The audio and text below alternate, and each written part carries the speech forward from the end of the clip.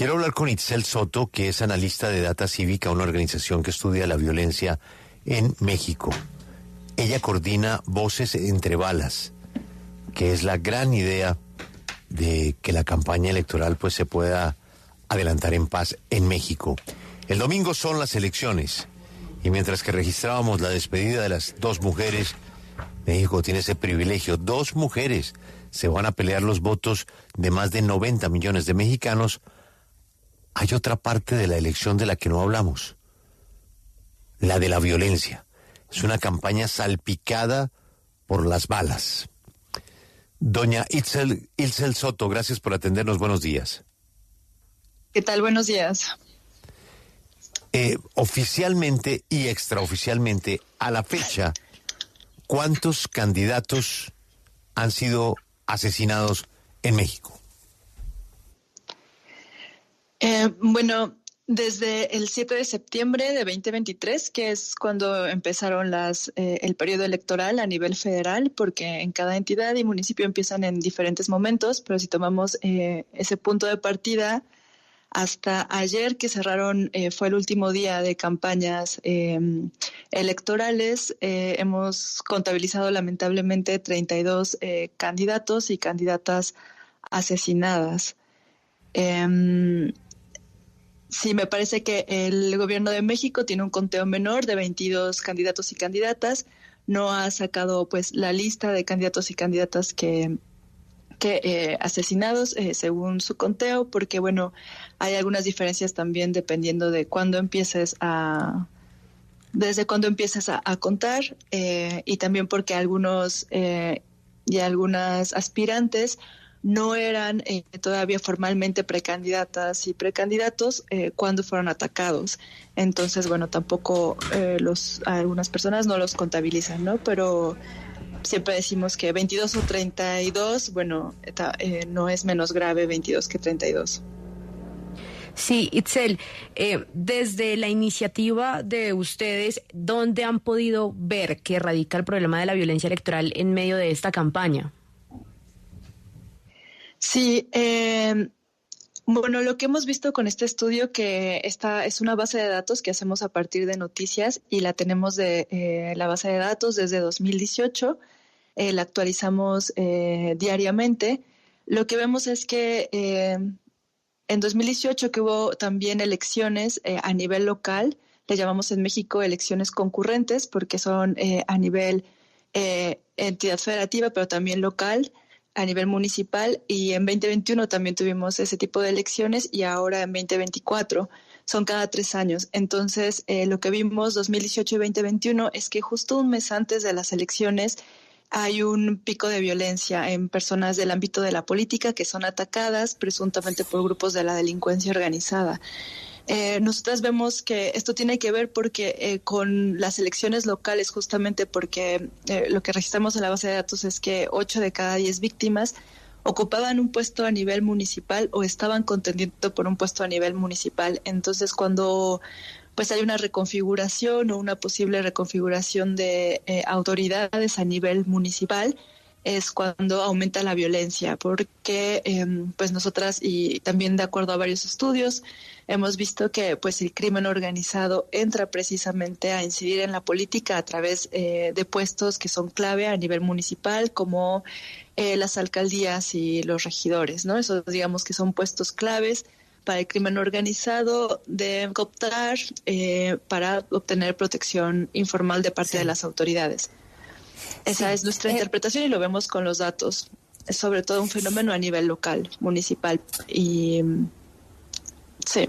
Sí, justo esta pregunta se la hago desde Ciudad de México, en donde estamos muy atentos a estos estudios que ustedes realizan. Y ese estudio justamente del que usted hace, habla del último, asegura que se ha triplicado este tipo de violencia contra actores políticos de alto perfil en los últimos años. En el 2018 contaron 836 ataques directos frente a 311 en el periodo del 2006 al 2012.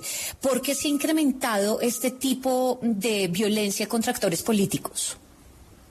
Sí, bueno, hay que decir que no tenemos muchos datos en México sobre específicamente este tipo de violencia, entonces ha sido todo un reto poder saber qué está pasando en México en cuanto al este tipo de violencia específicamente de grupos armados, de la delincuencia organizada en contra de actores políticos.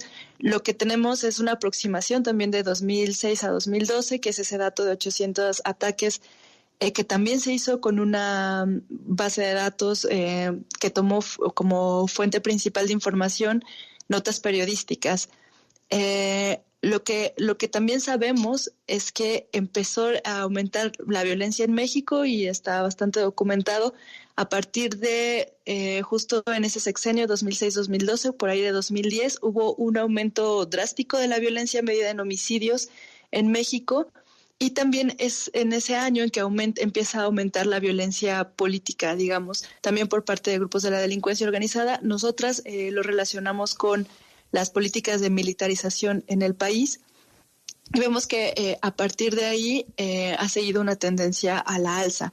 Pero en los datos que das, si te fijas, hay un periodo donde no tenemos datos, que es 2012 a 2018, y luego con este proyecto de votar entre balas hacemos los datos para 2018-2024, pero tenemos ahí en medio un tiempo que no tenemos un periodo, un sexenio presidencial, que no tenemos datos, pero bueno, con los datos que tenemos hemos visto que sigue aumentando. Nosotros pensamos que es por la política de militarización, porque justo cuando empezó la política de militarización en el país, vimos un aumento en diferentes formas de violencia, también en contra de mujeres, en contra de personas del ámbito de la política. Y bueno, la política de seguridad no ha cambiado realmente en el último sexenio, entonces decimos que no es propio de este sexenio que está aumentando la violencia política, pero tampoco es diferente a los demás desde 2006. Itzel, ¿qué está haciendo el presidente López Obrador para proteger a estos candidatos en rumbo a estas elecciones? ¿Está funcionando su política de abrazos y no balazos? Pues como te decía, sigue en aumento la violencia política extrema, que es la que medimos nosotras. Entonces, a pesar de esta política, sigue habiendo violencia igual que otros sexenios anteriores. No ha revertido la tendencia. El Instituto Electoral sacó un plan de protección a candidatos y candidatas, pero este plan lamentablemente se enfocaba sobre todo en candidatos a nivel, las candidatas y el candidato presidencial y a nivel estatal, pero no era claro sobre qué protocolo de seguridad iban a seguir para candidatos locales, que son municipales, que es ahí donde estamos viendo el problema. Y bueno, también es un gran reto porque son más de 20,000 cargos que se van a competir este domingo, pero sobre todo de estos 20,000, la mayoría son justamente municipales. Entonces, el protocolo era que los candidatos y las candidatas tuvieran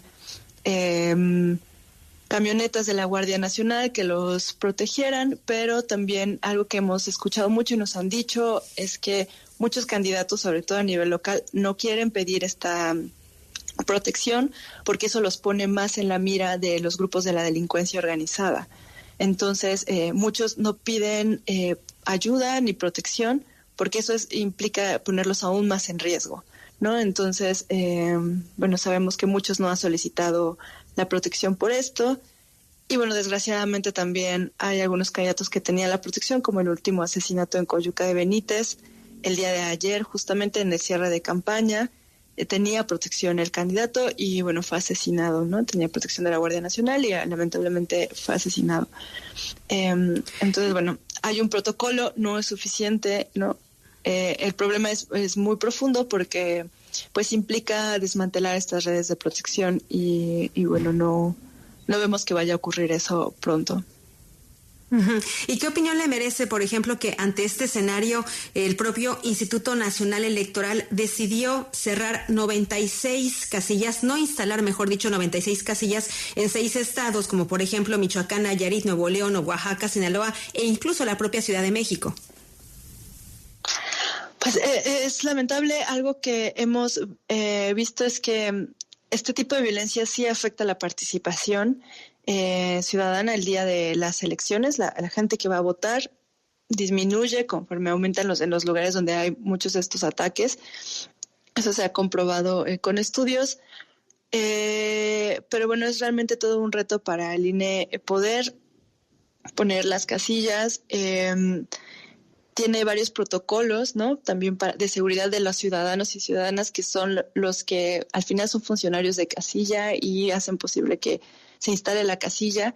Entonces, bueno, lo que nosotras llamamos es como salir a votar, ¿no? Que es la forma que tenemos como ciudadanas para pues no dejar que estas elecciones sean decididas por la violencia. Entonces llamamos mucho al voto y también recordamos que esto no ocurre en todo, es un fenómeno generalizado, preocupante en México, pero no ocurre en todo el territorio.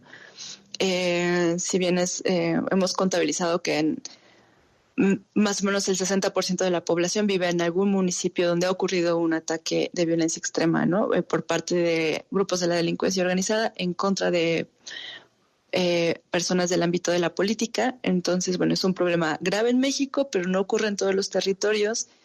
Y bueno, seguramente también esta medida estuvo pensada en proteger a los ciudadanos que están organizando las elecciones como funcionarios de casilla, ¿no? Doña Itzel Soto, gracias por atendernos y mucha suerte en las elecciones del domingo. Un gusto, hasta luego.